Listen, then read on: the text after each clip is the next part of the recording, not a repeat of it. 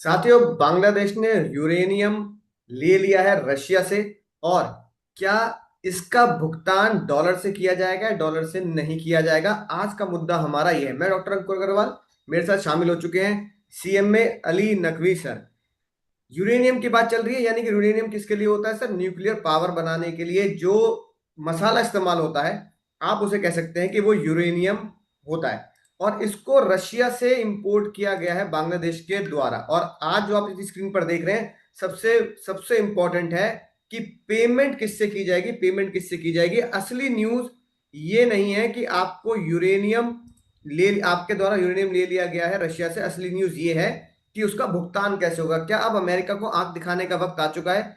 क्या ये नई साउथ एशिया के अंदर नई जियोपॉलिटिक्स का आगाज हो चुका है? क्योंकि क्योंकि बहुत सारे सेंक्शंस के चलते अमेरिका के द्वारा रशिया ने बोला कि भाई बैंकिंग सेटलमेंट अब हो नहीं पाएगी हमारी, तो क्यों ना या तो इंडियन करेंसी में करें या फिर हम चाइनीज करेंसी में करें। दो जो एक तरीके से मेजर करेंसी महाशक्ति आप बोल सकते हैं, चाइना और इंडिया, वो एशिया में चलती है। लेकिन थोड़ी सी दुख की न्यूज ये है कि पहले ये कहा जा रहा था कि भाई पेमेंट की जाएगी इंडियन रुपीज में। वो मैं आपको आगे बताऊंगा क्यों रशिया चाहता है इंडियन रुपीज में पेमेंट करना।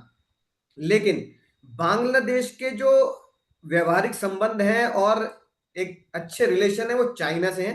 तो बांग्लादेश ने बेटर समझा चाइनीज करेंसी पेमेंट करना। और आप अगर देखेंगे तो ये यूनाइटेड न्यूज ऑफ बांग्लादेश एक पेपर है, ये उससे आज की खबर है, वेनसडे 5 अगस्त की। 5 अगस्त की खबर उन्होंने छापी है। Bangladesh clear payment of $318 million in yuan to Russia for nuclear power plant. क्या बांग्लादेश अब न्यूक्लियर वेपन बना रहा है? इसके बारे में भी हम आपको आगे बताने वाले हैं। ये पूरा एक लेख है, आप चाहें तो इस वेबसाइट पे जाके पढ़ सकते हैं। साथ साथ इसी इसी न्यूज को कंफर्म किया गया है टीबीएस न्यूज नेट के द्वारा। ढाका, यानी आप देख रहे हैं स्क्रीन पर, Dhaka Moscow agree to settle Rooppur payment in Chinese yuan, यानी कि चाइनीज युआन में पेमेंट का भुगतान किया जाएगा। द बिजनेस स्टैंडर्ड करके ये न्यूज है, जहां पर भी देखेंगे तो आप वेनसडे को, यानी कि 5 अगस्त को इसकी खबर उन्होंने यहां पर छापी है। तो हर जगह यही चल रहा है कि पेमेंट पेमेंट पेमेंट कैसे होगी, पेमेंट कैसे होगी। लेकिन चाहे चाइनीज में पेमेंट हो, चाहे वो इंडियन करेंसी में पेमेंट हो, लेकिन अब यह वक्त आ चुका है कि अमेरिका को यह मानना पड़ेगा कि अब एशिया की पॉलिटिक्स में, जियो पॉलिटिक्स में दबदबा डॉलर का कम होता नजर आ रहा है। अब अमेरिका शायद वो महाशक्ति नहीं रहेगा कुछ सालों बाद कि डॉलर के ऊपर डिपेंडेंसी क्रिएट करनी होगी। ये बात इस डील ने साबित कर दी कि चाइना और रशिया, बांग्लादेश, इंडिया, अगर यहां पर एक ग्रुप ऐसा बनाया जाता है तो वो अपनी खुद की करेंसी में डील करने में सक्षम है। तो अमेरिका को शायद ये खबर बहुत बुरी लगी होगी।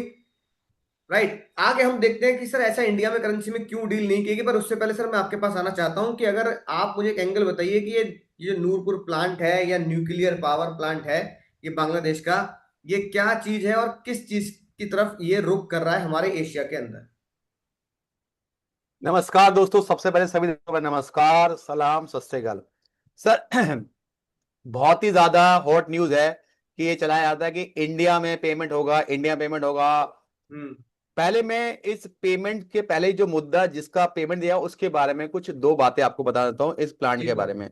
हाँ। सर ये रूपपुर न्यूक्लियर प्लांट है, ये पहला परमाणु ऊर्जा संयंत्र है बांग्लादेश का, कि पहला पावर प्लांट बनाया गया है। और इसकी जो टोटल कैपेसिटी है वो 2400 मेगावाट है, मतलब 1200 मेगावाट इंटू टू करके ये है, दो पार्ट में बनाया गया है। ठीक है। इसका लगभग जो बनाने का जो खर्चा है ना सर, वो रूस ने एक तरह से देखा है तो उनको 90% मतलब फाइनेंस किया है कि भाई चलो ठीक है, आप धीरे धीरे पेमेंट करते रहना, हम आपको, जैसे होता है ना हम लोन लेते हैं, वैसे ही हाँ। रूस ने कहा है भाई ठीक है आप पेमेंट करते रहना। अब इसकी जो यूरेनियम की जो पहली खेप थी वो 2023 अक्टूबर में ही पहली बार बांग्लादेश में आ चुकी थी। 2023 अक्टूबर में आ चुकी थी। और ये बांग्लादेश के लिए बहुत ही ऐतिहासिक कदम है, क्योंकि उनको जो बिजली की प्रॉब्लम थी बहुत ज्यादा सॉल्व हो जाएगी। तो और एक तरह से उनका जो सप्लाई, बिजली सप्लाई होती थी, डिमांड बहुत ज्यादा थी, बट ना कर नहीं पाते थे। तो इस परमाणु प्लांट लगाने से बिजली की बहुत ज्यादा प्रोडक्शन में हेल्प होगी और आसानी से लोगों तक बिजली पहुंच पाएगी। ठीक है। बेसिकली इस अब सर अब बात आती है कि इसमें जो पेमेंट किया, जो चलाई जा रही थी अफवाह कि भाई इंडियन रुपीज में पेमेंट करेंगे और करेंगे, लेकिन आया है अब कि चीन या चीन के युआन में पेमेंट किया जाएगा।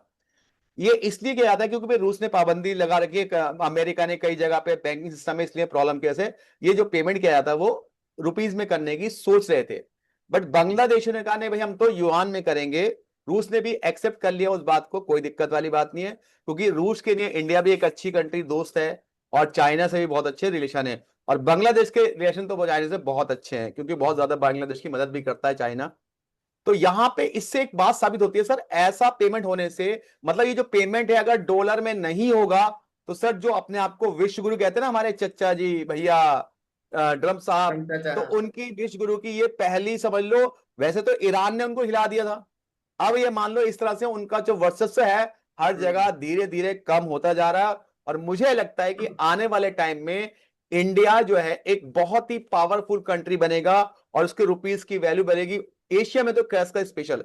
तो डॉलर के अंदर डिमांड कम हो जाएगी, और इससे क्या होगा कि उनका इंटरनेशनल में जो डॉलर का स्टॉक होता है वो भी कम तब होगा, दबाया। और जो पेमेंट है उनका दबदबा भी खत्म हो जाएगा। दूसरी बात, बहुत ज्यादा जो चाइना और इंडिया का बहुत ज्यादा वैल्यूएबल बन जाएगी, मतलब आगे वैल्यू बढ़ जाएगी सर, मुझे लगता है इससे बहुत ज्यादा। जी सर, बिल्कुल ठीक है। अब जो बहुत ही इंपॉर्टेंट सवाल है, जो बहुत सारे लोगों के दिमाग में घूम रहे हैं, और वो मुझे भी कई लोगों ने पूछा कि सर जैसे आप अपने चैनल पे थोड़ा न्यूज बताते हैं, लेकिन हमें लगता है कि बांग्लादेश ने न्यूक्लियर, मतलब अब एशिया में क्या होगा, पाकिस्तान हो गया, इंडिया हो गया, बांग्लादेश के पास क्या अब न्यूक्लियर वेपन आ जाएगा। तो सबसे पहले मैं गलतफहमी दूर कर देता हूँ सभी दर्शकों की, एक्चुअली में यूरेनियम से जरूर न्यूक्लियर वेपन बनता है, लेकिन यहाँ पर बांग्लादेश न्यूक्लियर वेपन नहीं बनाएगा यूरेनियम से। उसके ऊपर कड़ी निगरानी भी है, नजर भी है, इंटरनेशनल लेवल पे ये सारी चीजें डेवलप भी हुई हैं। एक्चुअली में बस रूरपुर का जो सेफ गार्ड कहता है वो ये कहता है कि हम कोई भी न्यूक्लियर वेपन नहीं बनाने वाले हैं, बम पटाखे नहीं बनाने वाले हैं। हमें सिर्फ, जैसा अभी आपने बताया, हमें सिर्फ बिजली बनानी है, जिसे बोला जाता है सिविलियन न्यूक्लियर प्रोजेक्ट। और जो वेपन बनता है उसे बोला जाता है वेपन न्यूक्लियर प्रोजेक्ट। तो ये सिविलियन न्यूक्लियर प्रोजेक्ट है, ये वेपन न्यूक्लियर प्रोजेक्ट नहीं है। यानी कि बस वो बिजली बनाएंगे, जिससे उनकी इंडस्ट्री में बहुत अच्छा ग्रोथ आएगा, ताकि उनकी इकोनॉमी स्ट्रांग हो सके। वहां पे जो बिजली संकट होता है कि भाई लाइट चलेगी, लाइट ही नहीं आ रही, जैसे हमारे यहाँ पहले हुआ करता था, अब वहां पर बिजली ज्यादा उत्पादन होगा तो कम से कम 10 से 15 मिलियन घर वालों को बिजली 24 आवर्स मिलने की संभावना रहेगी। इंडस्ट्रीज में बिजली कट नहीं होगा, ताकि प्रोडक्शन लगातार चलता रहे। तो पहला आंसर आपको मिल चुका है। दूसरा जवाब, दूसरा क्वेश्चन ये है कि इन आईएनआर का इस्तेमाल क्यों नहीं किया गया। तो इसके पीछे दो तीन कारण है, वो मैं आपको बताता हूं क्या कारण है।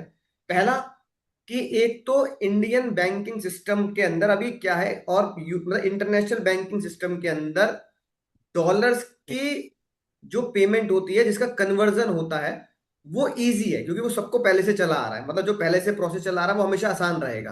कुएं से अगर पानी निकालना है तो कुएं से पानी निकालना आसान रहेगा, बजाय समरसेबल नया खोदना।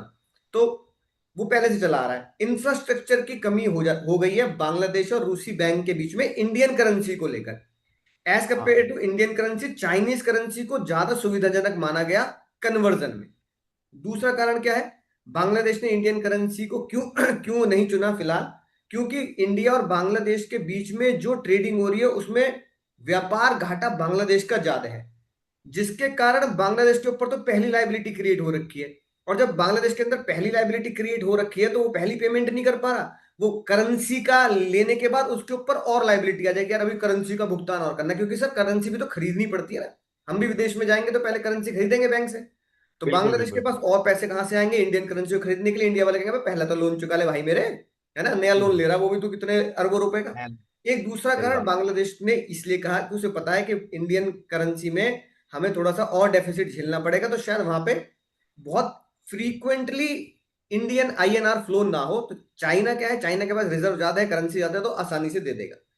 एक सेटलमेंट वाला दूसरा मुद्दा बताया। तीसरा, तीसरी इंपॉर्टेंट बात यह है कि रशिया ने उनको पहले कहा था कि इंडियन करेंसी में डील कर लेते हैं, और रशिया ने अभी भी उनको ये बोला कि अभी तो आप चलो इस ये वाली डील को हम चाइना करेंसी में मान लेते हैं, लेकिन भविष्य में जो भी व्यापार करेंगे उसमें इंडियन करेंसी का इस्तेमाल किया जाएगा। उसका कारण रशिया ने बताया कि रशिया और इंडिया का बहुत पुराना जैसे दोस्ती भी है, और ट्रेड वैल्यूज बहुत ठीक है। सारी है। हमने सेंशन के टाइम पे और पहले भी रशिया से ही ऑयल खरीदा, है ना, और इतना हम्म। ऑयल खरीदा कि हमने एक्सपोर्ट किया। मतलब मतलब राइट। अरेबिक देश कहने लगा भाई इनके पास तो तेल है नहीं, एक्सपोर्ट कैसे कर रहे हैं, एक्सपोर्ट तो हम कर रहे हैं।